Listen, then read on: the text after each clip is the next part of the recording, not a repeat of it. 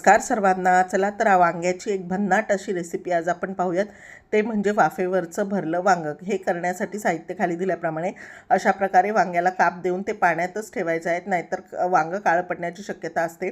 आपण जे साहित्य घेतलेलं आहे, पांढरे तीळ, शेंगदाणे, खोबरं, आलं, लसूण हे सगळं मिक्सरला बारीक करून त्यामध्ये एक कच्चा कांदा घालून बारीक चिरून घालून घ्यायचा आहे.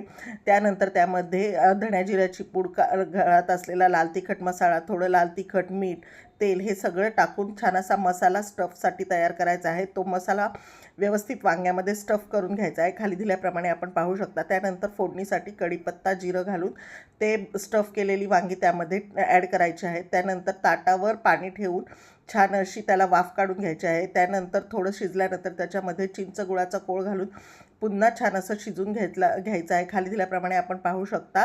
यामध्ये पाणी टाकायचं नाही आहे, वाफेवरच ते शिजून घ्यायचं आहे. अशा प्रकारे वांगं तयार. आवडला तर